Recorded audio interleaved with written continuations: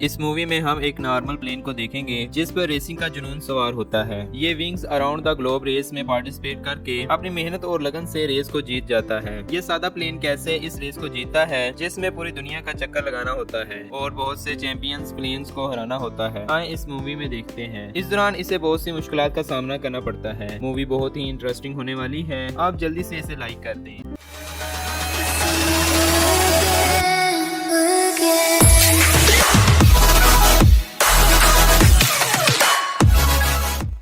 It's hero time! इस movie के आगाज में हम एक प्लेन को देखते हैं जिसका नाम डस्टी होता है, जो कि जेट प्लेन्स के साथ रेस कर रहा होता है। इसी दौरान डस्टी अपनी ख्याली दुनिया से बाहर आता है तो हमें पता चलता है कि डस्टी एक फसलों पर स्प्रे छिड़कने वाला एक आम प्लेन है, लेकिन इसके ख्वाब बड़े बड़े होते हैं। ये एक रेसर बनना चाहता है। डस्टी अपने इस ख्वाब को पूरा करने के लिए खूब मेहनत करता है। ये काम से फारिग होने के बाद अपने दोस्त चेक के साथ रेसिंग की प्रैक्टिस करता है। चेक, जो कि फ्यूल टैंकर है, ये डस्टी को मोटिवेट करता रहता है। एक दिन डस्टी रेसिंग की प्रैक्टिस करते हुए अपनी स्पीड बढ़ाने की कोशिश करता है तो इस दौरान इसके इंजन से धुआं निकलना शुरू हो जाता है। डस्टी अपनी इंजन की जांच करवाने के लिए डोटी के पास आता है। यहाँ पर डस्टी झूठ बोलता है कि वो सिर्फ खेतों को खाद लगा रहा था। इतने में ही इसका फ्रेंड चेक आ जाता है और इसकी सारी बॉल खोल देता है। वो गलती से डस्टी की तारीफ करता है कि तुम बहुत ही तेज उड़ रहे थे, अगर तुम ऐसा ही उड़ते रहे तो तुम रेस में जरूर हिस्सा ले सकोगे। ये बात सुनने पर डोटी डस्टी पर गुस्सा होती है और इसे कहती है कि तुम्हें ऊंचा नहीं उड़ना चाहिए, इससे तुम्हारे इंजन के अंदर काफी सारी प्रॉब्लम्स हो सकती हैं। लेकिन डस्टी खुद को ठीक करवाने के बाद वहां से चला जाता है। रात होने पर डस्टी अपने दोस्त के साथ एक रेसिंग एड देखता है। इस रेस का नाम विंग्स अराउंड द ग्लोब है, जिसमें सभी रेसर्स को पूरी दुनिया का चक्कर लगाना होता है। इस दौरान इन्हें मुख्तलिफ कंट्रीज में भी रुकना पड़ता है। डस्टी देखता है कि इस रेस में बहुत से मशहूर प्लेन्स पार्टिसिपेट कर रहे हैं। इन सभी रेसर्स का डस्टी बहुत ही बड़ा फैन होता है। डस्टी ने इनके बारे में बहुत कुछ पढ़ रखा होता है। फाइनली डस्टी भी इस रेस में पार्टिसिपेट करने का इरादा कर लेता है। डस्टी को रेस में हिस्सा लेने के लिए खूब ट्रेनिंग की जरूरत होती है। चेक इसे एक बड़े फाइटिंग प्लेन के बारे में बताता है जो कि डस्टी को ट्रेनिंग में मदद कर सकता है, जिसका नाम स्कीपर है। स्कीपर का शुमार ओल्ड प्लेन्स में होता है। डस्टी और चेक हिम्मत करके स्कीपर के पास आते हैं। डस्टी स्कीपर से कहता है कि मैं रेस में हिस्सा लेना चाहता हूँ, इसके लिए मुझे आपकी जरूरत है कि आप मुझे रेस के लिए ट्रेन करेंगे। स्कीपर डस्टी को साफ साफ इनकार कर देता है और दरवाजा बंद कर देता है। डस्टी दोबारा से स्कीपर से रिक्वेस्ट करता है, लेकिन स्कीपर इसकी नहीं सुनता। अगले ही दिन डस्टी खुद ही रेस में पार्टिसिपेट करने के लिए चला जाता है। डस्टी यहाँ देखता है कि बहुत से प्लेन्स रेस में पार्टिसिपेट कर रहे हैं जिन्होंने बहुत सी रेसें जीती होती हैं और इनके बहुत से फैन भी हैं। यहाँ पर हम रिप स्लिंगर को भी देखते हैं जो कि लगातार 4 बार इस रेस का चैंपियन बन चुका है। रेस के पहले अराउंड में सभी रेसर को कम से कम टाइम में फिनिश लाइन क्रॉस करनी होती है और पहले 5 कंटेस्टेंट ही अगले राउंड के लिए चुने जाएंगे। अब रेस शुरू हो जाती है। सभी रेसर्स एक एक करके उड़ने लग जाते हैं। डस्टी जब रेस करता है तो सभी लोग इसका मजाक उड़ाने लग जाते हैं। डस्टी इन सभी की बात पर तवज्जो नहीं देता और अपनी काबिलियत दिखाते हुए रेस के इस राउंड को मुकम्मल कर लेता है और छठे नंबर पर आ जाता है। रेस के रूल के हिसाब से 5 कंटेस्टेंट ही अगले राउंड के लिए चुने गए थे। छठे नंबर पर आने की वजह से डस्टी रेस में शामिल नहीं हो सकता। इसी वजह से डस्टी बहुत ही उदास हो जाता है और वापस अपने घर अपने काम पर लग जाता है। 1-2 दिन के बाद कमेंटेटर डस्टी के पास खुशखबरी लेकर आता है। वो कहता है कि डस्टी अब रेस में शामिल हो सकता है क्योंकि 5वें नंबर पर आने वाले रेसर ने इनलीगल फ्यूल का इस्तेमाल किया था, जो कि रेस के रूल्स के खिलाफ है। इसी वजह से 5वें नंबर पर आने वाला रेसर रेस से बाहर हो गया है, जिसकी जगह अब तुम रेस करोगे। ये बात सुनकर डस्टी बहुत ही खुश हो जाता है क्योंकि इसका ख्वाब अब पूरा होने वाला होता है और इसी वजह से डस्टी के सभी दोस्त बहुत खुश होते हैं। इसके बाद डस्टी के पास स्कीपर खुद आता है। स्कीपर डस्टी से कहता है कि तुम्हें उड़ना नहीं आता, तुम्हारी कोई स्पीड भी नहीं और तुम्हें टर्न लेना तो बिल्कुल भी नहीं आता। डस्टी कहता है कि क्या आप मुझे ट्रेन करेंगे? मैं इसके लिए बिल्कुल तैयार हूँ। स्कीपर भी इसकी ट्रेनिंग के लिए तैयार हो जाता है और वो डस्टी की ट्रेनिंग शुरू कर देता है। अगली सुबह ट्रेनिंग के दौरान स्कीपर डस्टी से कहता है कि तुम जितना ऊंचा उड़ सकते हो उड़कर दिखाओ। डस्टी अपनी फुल स्पीड से ऊंचा उड़ने की कोशिश करता है। इसी दौरान डस्टी को चक्कर आने लगते हैं और वो खुद पर काबू नहीं रख पाता और जमीन पर लैंड कर जाता है। डस्टी सबको बताता है कि इसे ऊंचाई से डर लगता है। अब स्कीपर इसे कहता है कि पहले हमें स्पीड पर ध्यान देना होगा। डोटी डस्टी के अंदर कुछ नई तब्दीलियां करती हैं, जिसकी वजह से डस्टी काफी बुलंदी पर उड़ान भर सकता है। अब डस्टी खूब मेहनत के साथ ट्रेनिंग करता है। कुछ अरसे की ट्रेनिंग के बाद डस्टी की स्पीड मजीद बढ़ जाती है। स्कीपर डस्टी से कहता है कि अब तुम रेस के लिए तैयार हो और डस्टी रेस के लिए न्यूयॉर्क निकल पड़ता है। न्यूयॉर्क पहुंचते ही डस्टी डस्टी बहुत से रेसर से मिलता है जिन्होंने कई रेसिंग कंपटीशन जीते होते हैं। यहीं पर रिप स्लिंगर भी दिखाई देता है जो कि पिछली 4 रेसों में चैंपियन रह चुका है। अब अगले ही दिन रेस का आगाज हो जाता है जहां इन्हें पूरी दुनिया घूमनी होती है। पहले राउंड में न्यूयॉर्क से आइसलैंड तक जाना होता है। आइसलैंड का रास्ता बर्फीला होता है। अब रेस शुरू हो चुकी थी।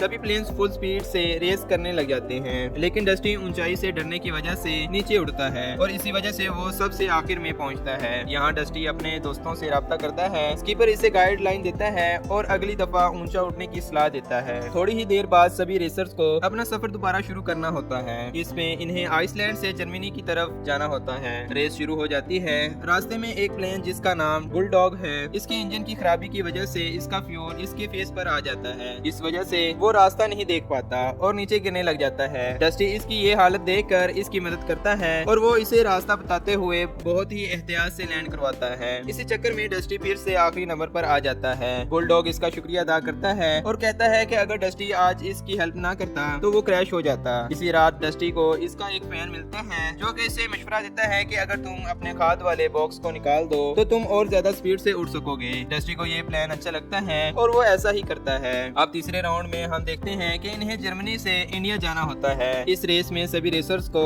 पहाड़ के बीचों बीच कम बुलंदी पर उड़ना होता है। इस काम में डस्टी माहिर होता है और इसी वजह से डस्टी पहले नंबर पर आ जाता है। डस्टी पहली पोजीशन पर आने की वजह से बहुत ही फेमस हो चुका था। दूसरी तरफ हम स्कीपर को देखते हैं जो उड़ने की कोशिश करता है, लेकिन काफी अरसा ना उड़ने की वजह से स्कीपर को बहुत ही मुश्किलात का सामना करना पड़ता है। दूसरी तरफ डस्टी और चुपाकाब्रा आपस में बात ही कर रहे होते हैं कि इतने में ही एक प्लेन जिसका नाम ईशानी होता है वो डस्टी को मुबारकबाद देती है और अपने साथ डस्टी को ताजमहल घूमने के लिए ले जाती है। इस दौरान ये बहुत सी बातें करते हैं। ईशानी से कहती है कि अगली रेस इंडिया से नेपाल तक की है। रास्ते में बहुत से ऊंचे ऊंचे पहाड़ हैं। अगर तुम्हें ऊंचाई से डर लगता है तो तुम रेलवे ट्रैक को फॉलो करते जाओ। ये रास्ता पहाड़ के बीचों बीच से होता हुआ नेपाल तक जाता है। डस्टी ईशानी को इस मशवरे के लिए शुक्रिया कहता है। अगले ही दिन रेस शुरू हो जाती है। डस्टी पहाड़ के ऊपर से गुजरने की बजाय रेलवे ट्रैक को फॉलो करता है जिसमें इसे बहुत सी मुश्किलात का सामना करना पड़ता है और रेलवे टनल से गुजरना पड़ता है जो एक जानलेवा रिस्की काम था। इसके बावजूद भी डस्टी इस मुश्किलात से निकल जाता है और रुकने की जगह पहुंच जाता है। डस्टी ये देखकर हैरान होता है कि अभी तक कोई भी नहीं पहुंचा,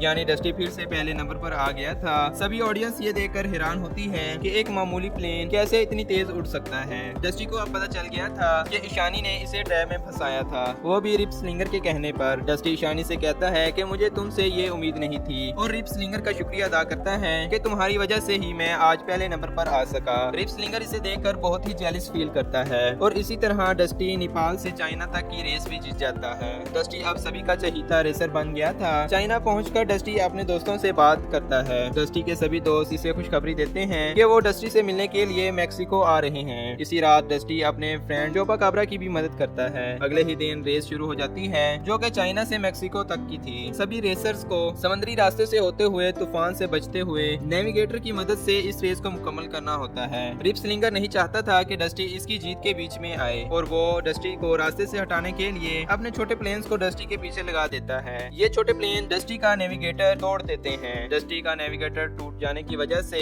इसे अपना रास्ता ढूंढने में मुश्किल पेश आती है। अब डस्टी का फ्यूल भी खत्म होने वाला होता है कि वहाँ 2 नेवी जेट फाइटर प्लेन पहुँच जाते हैं जो डस्टी से इसकी मालूमात लेकर इसे अपने साथ एक बड़े से बहरी जहाज पर ले जाते हैं। ये प्लेन्स डस्टी की मदद करते हैं और इसे फ्यूल भी देते हैं। इस दौरान डस्टी वॉल पर लगे हुए एक पोस्टर को देखता है जिस पर सभी प्लेन्स के मिशन के हिसाब से रैंक लगे हुए होते हैं। यहाँ पर डस्टी स्कीपर की तस्वीर देखता है जिसके नीचे इसका एक मिशन देखकर डस्टी हैरान होता है और सोचता है कि स्कीपर ने तो बहुत से मिशंस के बारे में बताया है, वो मुझसे झूठ नहीं बोल सकते। अब डस्टी को सुबह होने से पहले मेक्सिको पहुँचना होता है, इसलिए वो अपनी रेस दोबारा शुरू कर देता है। रास्ते में डस्टी को तूफानी बारिश का सामना करना पड़ता है। दूसरी तरफ सभी प्लेन्स मेक्सिको पहुँच चुके थे लेकिन डस्टी अभी तक नहीं पहुँचा था। ईशानी को अंदाजा हो गया था कि इसके पीछे जरूर रिप स्लिंगर का हाथ है। दूसरी तरफ डस्टी तूफानी बारिश की जद में आ जाता है और वो पानी की तेज लहरों से टकरा जाता है। डस्टी डूबने से पहले अपनी लोकेशन रेस्क्यू वालों तक पहुंचा देता है। काफी देर बाद डस्टी को रेस्क्यू कर लिया जाता है और मेक्सिको लाया जाता है। डस्टी काफी हद तक टूट चुका था और इसका इंजन, विंग्स और बहुत से पार्ट्स खराब हो चुके थे।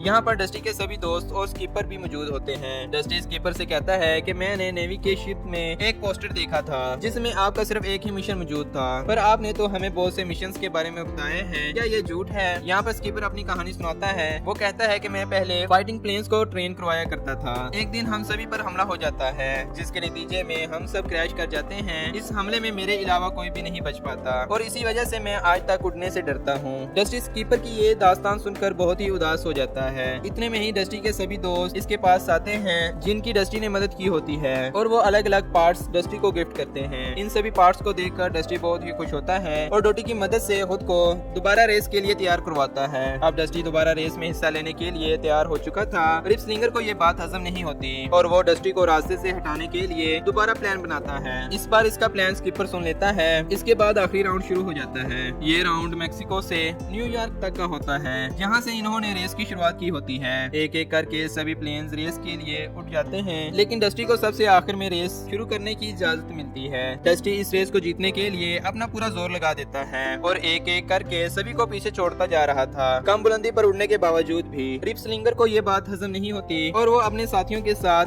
डस्टी को नुकसान पहुंचाने लगता है। इतने में ही स्कीपर यहाँ आ जाता है और वो डस्टी की मदद करने लग जाता है। डस्टी बहुत ही होशियारी से रिप स्लिंगर के दोनों प्लेन से पीछा छुड़वा लेता है और वहाँ से निकलने में कामयाब हो जाता है। डस्टी अपनी पूरी रफ्तार से रिप स्लिंगर का मुकाबला करता है। डस्टी को रिप स्लिंगर से आगे निकलने के लिए ऊंची उड़ान भरने की जरूरत होती है और वो ऐसा ही करता है। डस्टी खुद पर कंट्रोल करके बादलों को छूते हुए फिनिश लाइन के करीब पहुंच जाता है। जब रिप स्लिंगर तस्वीर बनवाने के लिए हल्का सा झुकता है तो इसी वक्त डस्टी अपनी पूरी रफ्तार से रिप स्लिंगर के आगे निकल जाता है और फिनिश लाइन पार कर लेता है। डस्टी अब रेस को जीत चुका था जिस वजह से इसके सभी दोस्त बहुत ही खुश होते हैं। रिप स्लिंगर हारने की वजह से बहुत ही बुरा महसूस करता है। मूवी की लास्ट में हम डस्टी और स्कीपर को एक नए लुक में देखते हैं। स्कीपर जिसने अपनी ड्यूटी दोबारा से ज्वाइन कर ली होती है और वो दोनों आपस में रेस करते हैं। इसी के साथ इस मूवी का इख्तिताम होता है।